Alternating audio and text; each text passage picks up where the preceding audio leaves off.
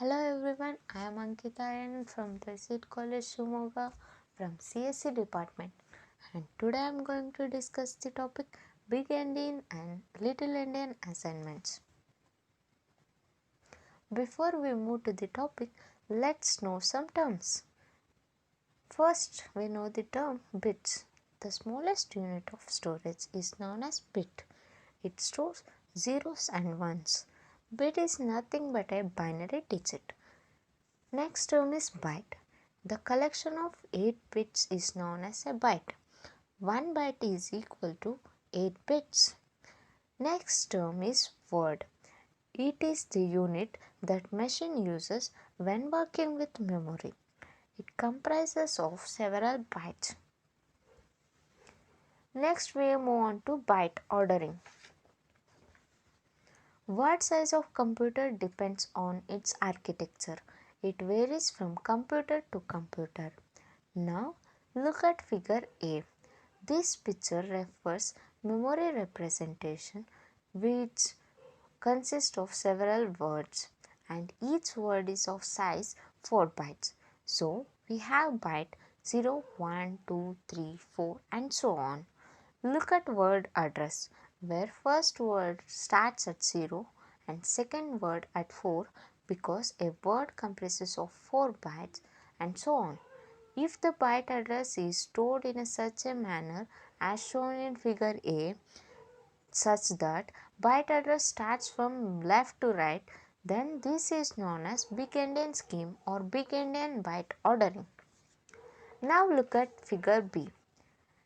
In this also each word is of same size 4 bytes and word address 1 at 0, 2 at 4, 3 at 8. In this byte address starts from right side. This is reverse of first one. This scheme is called Little endian scheme or Little endian byte ordering system. Let's know history of these endians. In 1980, computer scientist Danny Cohen applied the terms big endian and little endian to digital electronics in his article on Holy Wars and Plea for Peace. Big endian and little endian derive from Jonathan Swift's Gulliver's Travels, in which big Indians were a political faction that broke their eggs at large ends and rebelled against the Lilliputian kings who required his subjects to break their eggs at smaller end. What are these endians? Endianness is a term that describes how data is stored. It defines which end of multi-byte data type contains most significant values. They are of two types, big endian and little endian. Let's know what is big endian. It is a way of storing multi-data types. Big endian is when most significant bytes are stored before least significant bytes.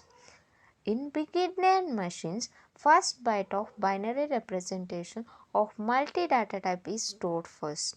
Suppose integer is stored as 4 bytes, then a variable x with value 0, 1, 2, 3, 4, 5, 6, 7 will be stored as following shown below. Next, we'll move on to little endian. It is also a way of storing multi-data type. Little endian is when least significant bytes are stored before most significant bytes. In little endian machines, last byte of binary representation of multi-data type is stored first. Suppose integer is stored as 4 bytes. Then variable x with value 0, 1, 2, 3, 4, 5, 6, 7 will be stored as following. Let's move on to endian conversion. In most cases, developers do not have to specify endianness since the compiler generates the correct type of data for a specific platform. However, a program may need to process external output such as file format that stores data with different endianness. In this case, the data must be converted from little endian to big endian or vice versa. Converting endianness is not as simple as reversing the data. The bytes rather than bits must be reversed. In other words, each byte must remain the same but order of byte is changed. This can be explained as below. For example, the integer 41,394 is represented in big endian notation as in hexadecimal A1B2. In binary system 10100000110010. Converting this data to little endian does not reverse the data but rather individual bytes within data is reversed. Hexadecimal uses 2 digits while binary uses 8 digits.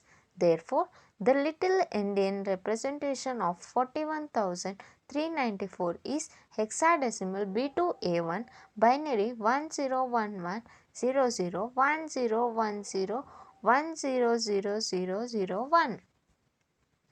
Advantages of big endian. The big endian is most common format in data networking.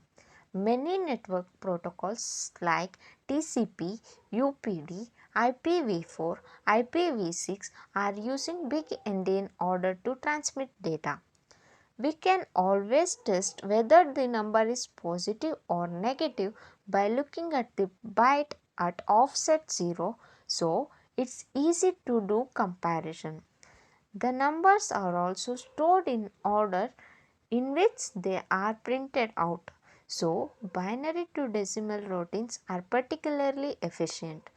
Most of the mainframe computers are big endians. Advantages of little endians. Little endians are mainly used on microprocessor. It's easy to read the value in a variety of type sizes. Easy to do mathematical computations because one-to-one relationship between address offset and byte number multiple precision math routines are correspondingly easy to write. Most of modern computers are little endian. A little endian number can be incremented or decremented by modifying one bit at a time in ascending order of bit position. Disadvantages. Reading a value from wrong side will be result in an incorrect value. Most big endian architecture do not follow words to return or non-word address boundaries. Intel allows odd address reads and writes, which makes it easier for programmers but more difficult for hardware designers. Conclusion. It's really too bad that universal endian scheme wasn't way back at beginning of digital age. I don't even want to know how many collective hours of human life have been dedicated to sort out the problems caused by mismatched endianness.